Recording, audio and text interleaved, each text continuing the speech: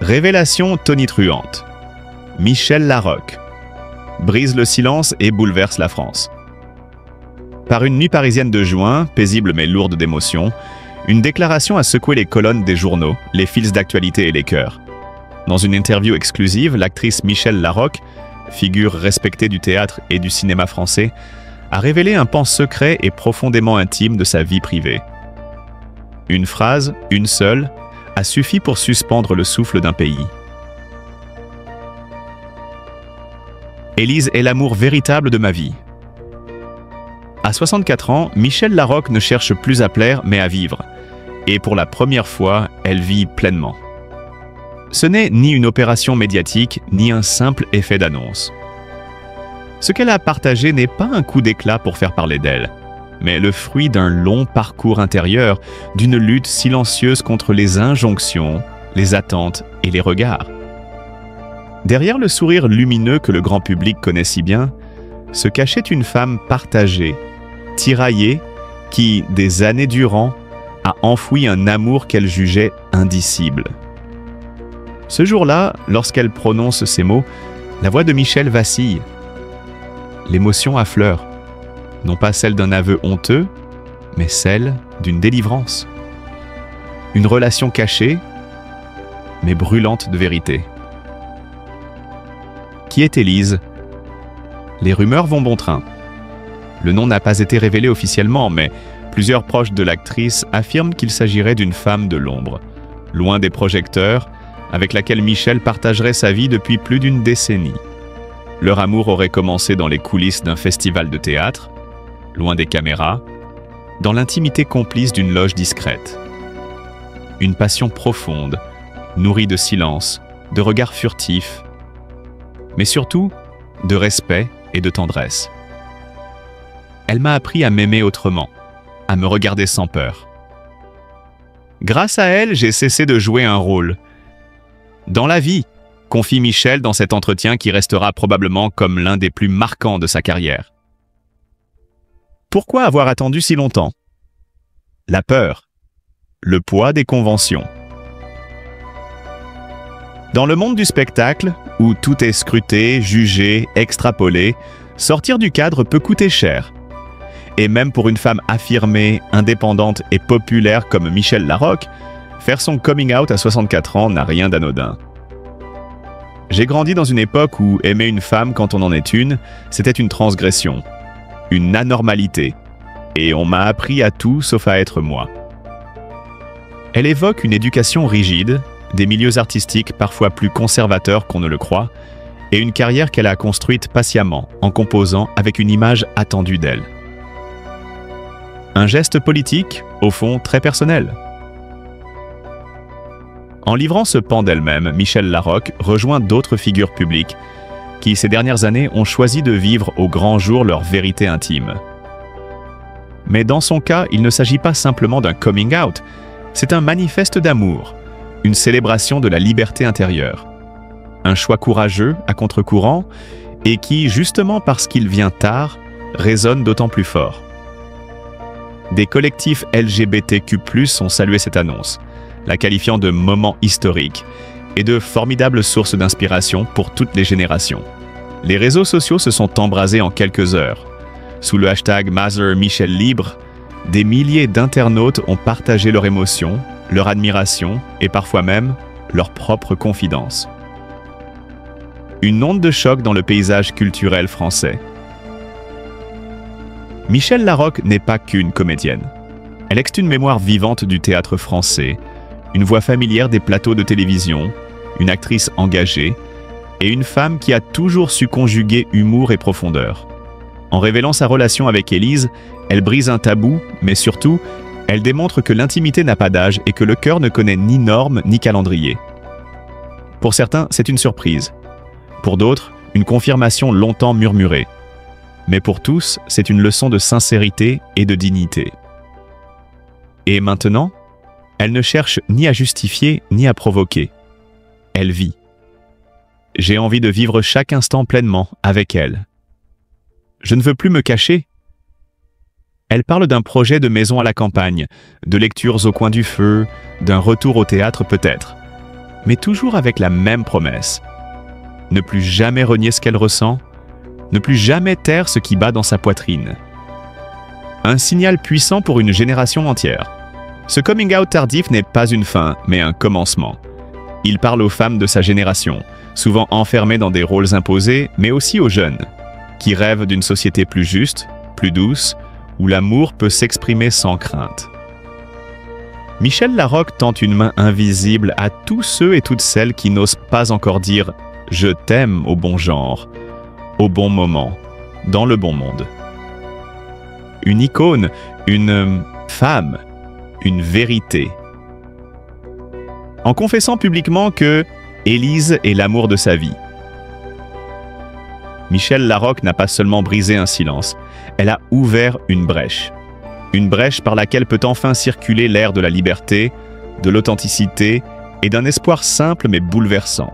Celui d'être aimé, en fait, pour ce que l'on est. Et à 64 ans, c'est peut-être là le plus beau rôle de sa carrière. Michel Larocque, l'éclat d'une étoile blessée, enquête sur une vie entre gloire et cicatrices invisibles. Paris, 2025.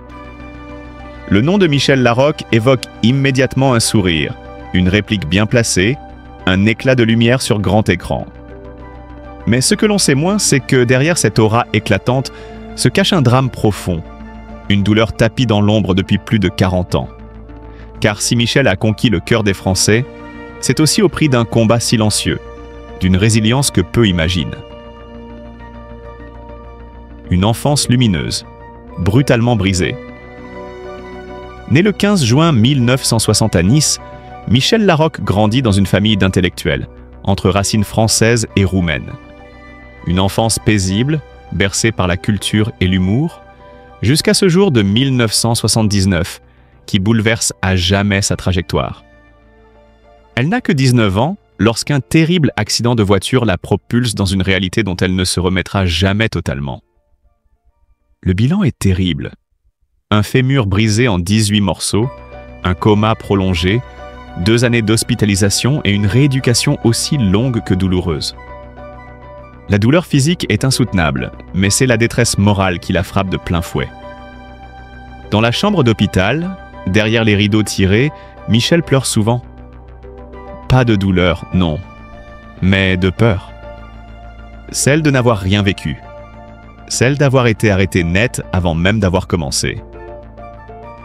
Une culpabilité tenace et un deuil silencieux. Ce que l'on ignore souvent, c'est que Michel n'était pas seul ce jour-là. À ses côtés, sa meilleure amie, elle aussi grièvement blessée. Les deux jeunes filles, inséparables, se retrouvent unies dans la souffrance. Mais Michel, bien que victime, se sent responsable. Responsable d'avoir été là, dans cette voiture. Responsable d'avoir survécu. Cette culpabilité ne la quittera jamais vraiment. Et même si les années passent, même si les flashs crépitent sur les tapis rouges, il y a toujours dans le regard de Michel cette lueur de douleur, cette trace indélébile d'un choc fondateur. Une cicatrice invisible qui, paradoxalement, va façonner sa force intérieure. Une renaissance artistique comme thérapie. Ce drame aurait pu l'anéantir. Il a au contraire réveillé en elle une urgence, celle de vivre pleinement. Abandonnant ses études d'économie et d'anglais, elle choisit la scène. Un choix audacieux mû par une conviction simple. La vie est fragile, il faut la croquer à pleines dents. Les débuts là sont modestes. Michel accepte tout. Des petits rôles dans des publicités, des apparitions furtives. Mais en 1989, un premier tournant. Une pub pour les plats cuisinés Marie, signée Patrice Lecomte. Derrière cette scène anodine, un flair de réalisateur qui détecte déjà le potentiel immense de la comédienne. 1 an plus tard, elle décroche un rôle dans Le mari de la coiffeuse. Ce film devient culte. Michel, elle, change de statut. L'étoile blessée devient une figure incontournable du cinéma français. Derrière la lumière, les failles. Le succès ne gomme pas les blessures. Au contraire, il les met parfois en relief. Car si Michel fait rire, fait rêver, c'est aussi parce qu'elle joue avec une intensité rare, une vérité qui touche en plein cœur, une vérité nourrie par ses propres douleurs. Derrière chaque rôle, chaque regard caméra, il y a ce vécu, ce passé. Elle ne le nie pas, elle le transcende. Dans ses interviews, elle évoque parfois à demi-mot ses années sombres, le traumatisme, la solitude, la reconstruction. Mais jamais dans le pathos, toujours avec une dignité pudique. Comme une femme qui sait ce qu'elle a traversé et qui n'en tire ni plainte ni orgueil, seulement une leçon de vie. Une vie de combat, une femme de conviction. La carrière de Michel Larocque s'étend désormais sur plus de 3 décennies. Elle est actrice, réalisatrice, humoriste, mais aussi citoyenne engagée.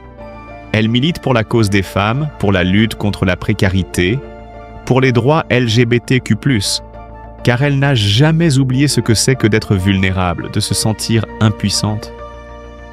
Cette lucidité sur la vie, cette capacité à transformer les blessures en moteur, fait d'elle une figure respectée, admirée non seulement pour son talent, mais aussi pour sa profondeur. Michel n'est pas une star ordinaire. C'est une survivante, une combattante. Le silence de l'âme derrière le rire. Les spectateurs rament enfin devant ses sketchs, applaudissent ses films. Mais savent-ils ce que cache ce rire? Ce qu'il a fallu de courage, de larmes tues, de nuits sans sommeil pour arriver jusqu'ici? Ce que l'on oublie souvent, c'est que certaines cicatrices ne se voient pas, qu'un sourire peut être une armure, et que derrière les projecteurs, il y a parfois un combat plus grand encore que celui qu'on mène sur scène, celui de la résilience. Conclusion. Le prix d'une lumière intérieure. Aujourd'hui, Michel Larocque continue d'illuminer les écrans. Mais ceux qui l'ont vraiment observé savent que sa lumière ne vient pas seulement du talent ou du succès. Elle vient d'ailleurs, d'un lieu plus profond, d'un passé douloureux qu'elle a accepté, affronté, transformé. Son histoire nous rappelle que les stars sont, elles aussi, faites de chair, de douleur et d'humanité. Et que parfois, ce sont justement les âmes les plus blessées qui savent le mieux nous faire rêver. Michel Larocque, éclat de gloire et brisure silencieuse. Dans le miroir étincelant du cinéma français, certains visages semblent gravés dans la mémoire collective, comme des repères familiers à travers les décennies. Michel Larocque en est un. Et pourtant, derrière les éclats de rire, les projecteurs et les robes de gala, se cache une femme bien plus complexe que l'image qu'elle renvoie. Une femme qui, depuis plus de 30 ans, avance entre triomphes éclatants et blessures profondes, sans jamais céder. C'est en 1992, avec La crise de Colin Serrault, que Michel se fait une place dans le paysage cinématographique français. Le public découvre alors une actrice au timing comique redoutable, mais aussi une présence magnétique. Elle enchaîne avec 12 amers en 1996, où son rôle de bourgeoise coincée, nuancé et troublant, lui vaut une nomination au César du meilleur second rôle. Une reconnaissance officielle, mais surtout le début d'une carrière foisonnante, riche de plus de 60 rôles à la télévision et au cinéma. Mais l'ascension de Larocque n'est pas linéaire. Dès ses débuts, elle refuse les cases toutes faites, préférant explorer des registres variés, souvent aux antipodes. Ma vie en rose, 1997, puis Le placard, 1901, et Comme t'y es belle, 1606, montre son habileté à glisser du rire aux larmes sans jamais forcer le trait. En coulisses pourtant, l'effort est considérable, car chez Michel, chaque rôle est une immersion totale, parfois au détriment de sa propre stabilité émotionnelle. Cette intensité, elle l'illustre parfaitement lors du tournage de Oscar et la Dame Rose, en 2009. Pour incarner cette femme face à la maladie d'un enfant, Michel s'impose des semaines de recherche, de solitude, de doute.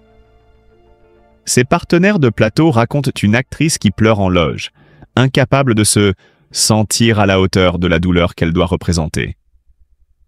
Un effondrement presque silencieux, que peu ont vu mais qui l'a marqué durablement. Ces moments de remise en question ne sont pas rares.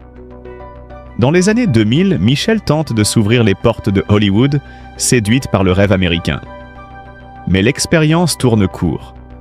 Des rôles refusés, des auditions sans lendemain et une industrie qui ne lui tend jamais franchement les bras. Elle revient en France, blessée, désabusée et surtout en proie à une remise en question existentielle. Était-elle vraiment faite pour ce métier? La question la hante, surtout après l'accueil tiède de Doggy Bag. 1999. Puis les critiques plus sévères encore de son premier film en tant que réalisatrice. Brillantissime. 1018. Certains journalistes n'y voient qu'un enchaînement de clichés, une œuvre sans souffle. Une sentence brutale pour une femme qui a mis tout son cœur dans l'écriture et la mise en scène. Mais Michelle ne baisse pas les bras. En 2021, elle revient avec Chacun chez soi, puis Alors on danse en 2022. Des films qui, s'ils ne craignent pas l'unanimité critique, prouvent sa ténacité et son désir sincère de faire entendre sa voix, autrement que par l'intermédiaire d'un réalisateur. En parallèle, elle s'engage avec force dans des causes caritatives. Depuis 1997, elle fait partie des Enfoirés pour les Restos du Cœur, mais aussi de l'association Enfance et Partage en Normandie. Là encore, dans l'ombre, elle agit, loin des paillettes, avec une régularité impressionnante. Peu le savent, mais elle est à l'origine de plusieurs initiatives locales pour soutenir des mères en détresse. En 2015, l'État français reconnaît son engagement. Elle est au fait officier de l'Ordre national du mérite. Puis en 2019, chevalier de la Légion d'honneur.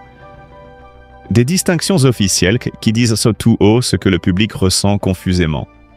Michelle Larocque est bien plus qu'une comédienne populaire.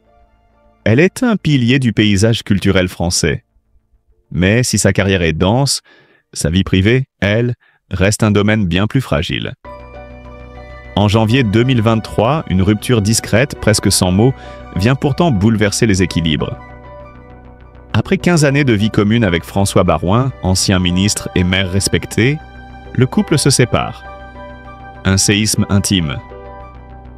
Pendant plus d'une décennie, ils formèrent ce que les médias décrivaient comme un tandem discret mais solide, un modèle de stabilité dans le chaos du show business et de la politique. Michelle n'a jamais aimé s'épancher sur sa vie sentimentale. Mais dans un entretien rare, elle confia un jour que François avait été son ancrage, celui qui lui avait redonné confiance après des périodes de turbulence intérieure. Leur séparation ne fit pas de bruit, mais elle laissa chez l'actrice une trace indélébile. Elle confiera à un proche qu'elle n'avait jamais autant pleuré que cette année-là. Et pourtant, encore une fois, elle ne s'est pas écroulée. Le public la voit sur scène, radieuse, souriante. Mais derrière le rideau, une autre histoire se joue. Celle d'une femme blessée, mais debout. D'une artiste qui doute, qui pleure, mais qui continue. Aujourd'hui, alors que Michelle Larocque cumule plus de 3 décennies de carrière, elle incarne quelque chose de rare. La persévérance dans l'ombre. Elle n'a jamais été la muse d'un grand cinéaste, ni la chouchoute d'un courant médiatique. Elle s'est construite seule, rôle après rôle, en affrontant les échecs comme les succès avec la même exigence. Dans une époque qui consomme les célébrités à grande vitesse, sa longévité est presque un acte de résistance. Et si l'on devait résumer en une phrase ce qu'est Michelle Larocque aujourd'hui, ce serait celle-ci. Une étoile cabossée, mais incandescente. Une femme qui, dans les creux de l'admiration publique, a appris à briller autrement. Plus doucement, mais plus durablement. Michelle Larocque, une vie d'amour, de regret et de résilience à l'ombre des projecteurs. Il y a des histoires d'amour qui naissent sous les feux de la rampe, avec éclat et promesses, mais qui finissent dans le silence d'un salon trop grand, peuplé de souvenirs qu'on évite de croiser du regard. L'histoire de Michelle Larocque n'échappe pas à cette vérité. Derrière son sourire iconique et son regard perçant, l'actrice a vécu des tourments sentimentaux d'une intensité rare, que seule la discrétion d'une femme digne a su contenir. Pourtant, en grattant le vernis de la célébrité, on découvre les failles, les sacrifices et cette douleur sourde qu'elle a longtemps cachée au grand public. Tout commence dans les années 1990, à une époque où Michel est au sommet de sa carrière. Elle épouse Dominique Deschamps, metteur en scène discret mais brillant, avec lequel elle pense fonder une famille stable, loin des tumultes du show business. Leur union donne naissance à Oriane, un bonheur fragile, éphémère même. Car très vite, le couple se délite, rongé par des différences de rythme, d'ambition, et cette pression constante qu'exerce le monde du spectacle sur les couples. La rupture est inévitable. Ce n'est pas une explosion, mais une lente érosion. Et Michel, pour la première fois, comprend que la maternité seule ne suffit pas à remplir le vide laissé par un amour déchu. Le sentiment d'échec est immense. Ce n'est pas seulement l'amour qui s'effondre, mais tout un projet de vie. Elle confiera plus tard, à demi-mot, qu'elle s'en est longtemps voulu de ne pas avoir pu offrir à Oriane cette famille unie qu'elle rêvait pour elle. Pourtant, loin de céder à l'amertume, Michel fait un choix, celui de la présence. Elle sera une mère attentive, complice, presque fusionnelle. Oriane, en retour, grandit avec l'élégance et l'intelligence de ceux qu'on a aimés profondément. Elle suivra plus tard les traces de sa mère au cinéma, apparaissant dans « Comme t'y es belle » avec une fraîcheur troublante. Mais le cœur de Michel, lui, ne restera pas longtemps déserté. En 2008, un homme surgit. Pas n'importe qui. François Baroin. Figure politique respectée, homme de dossier et de conviction, mais aussi compagnon tendre et rassurant. Avec lui, Michel vit une seconde jeunesse sentimentale. « Il a été le pilier de ma vie », dira-t-elle un jour. Ensemble, ils vivent une relation en équilibre instable entre la sphère privée et l'exposition publique. Et ce sont justement ces allers-retours entre ombre et lumière qui fragilisent quand leur couple.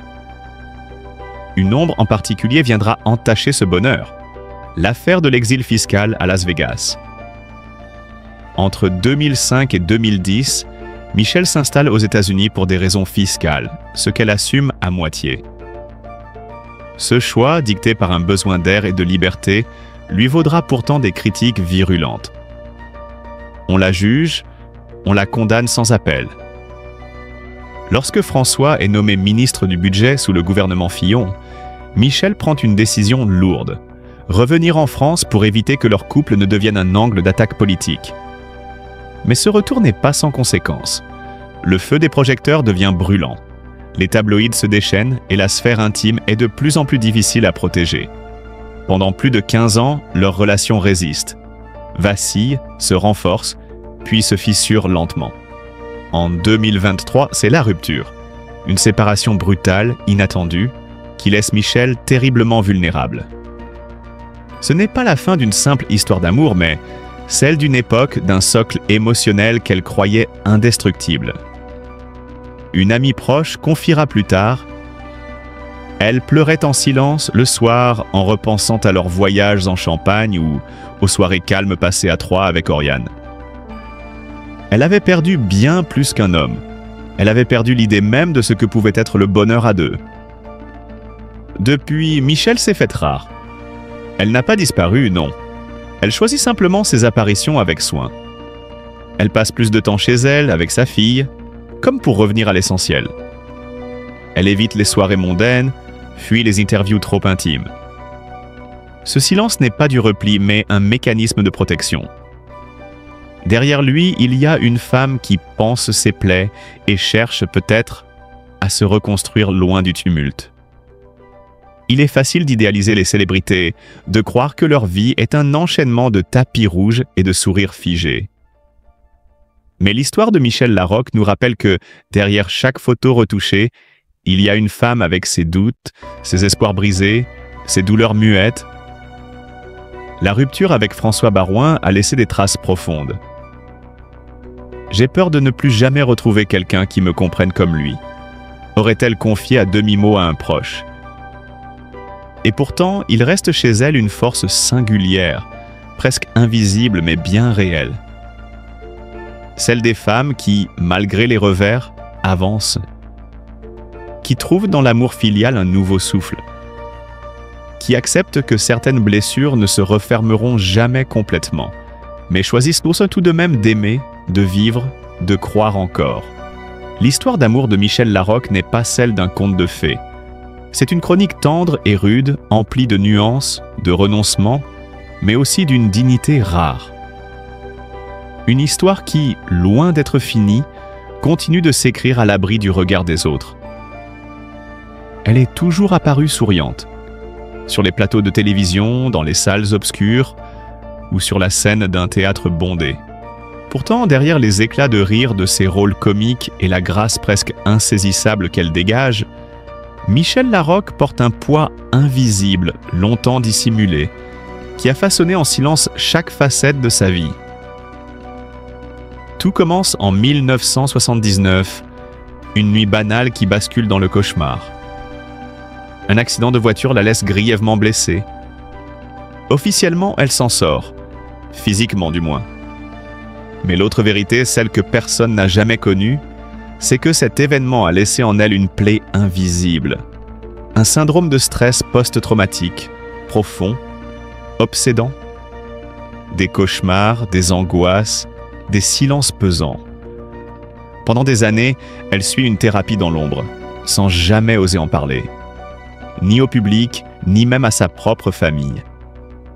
Elle redoutait qu'admettre cette faiblesse ne brise cette image de femme solide, drôle, solaire, que tant de Françaises admiraient. « Je ne pouvais pas me permettre de trembler », disait-elle un jour à demi-mot. « Car dès que je doute, ce n'est pas seulement moi que je fais tomber. C'est tout ce que j'ai construit. » Et ce doute, Michel l'a connu à bien des reprises. Loin de la scène, loin des projecteurs, elle a vécu une autre forme d'exil. Fiscale cette fois. Installée pendant un temps à Las Vegas, elle explique que cette décision relevait de la protection de ses finances. Mais le cœur n'y était pas. Elle l'a souvent mal vécu, ruminant en silence la honte d'être perçue comme irresponsable. Une faute morale, presque un affront personnel, quand on sait qu'elle est la nièce de Pierre Larocque, père fondateur de la Sécurité sociale française. Ce nom, ce patrimoine, elle l'a toujours porté comme un honneur et un fardeau. Derrière la carrière brillante, une femme aux blessures tenaces. Pourtant, Michel n'a jamais cessé d'avancer. Résiliente, elle l'a été, à sa manière, en s'investissant corps et âme dans son art. Plus de 60 rôles à son actif, de la légèreté désinvolte de Pédale douce, aux larmes contenues de Oscar et la Dame Rose. Chaque film, chaque personnage, devenait une catharsis, une manière de conjurer les douleurs anciennes, de sublimer les failles. Sa transition vers la réalisation fut plus qu'une évolution, une libération. Avec Brillantissime, puis Chacun chez soi, elle raconte ses propres histoires, donne une voix à ses visions. Elle se fait metteuse en scène de ses espoirs, de ses colères, de ses douceurs aussi. Elle ne joue plus seulement, elle construit. Formée à l'Actors Studio aux États-Unis, perfectionniste jusqu'à l'obsession, elle n'a jamais cessé d'apprendre. À Antibes, dans l'ombre des grands, elle polit son art comme une sculptrice travaille le marbre. Il fallait que tout soit juste, que tout sonne vrai. Parce qu'au fond, elle savait que ses rôles de fiction l'aidaient à tenir debout dans la réalité. Une vie publique éclatante, un cœur,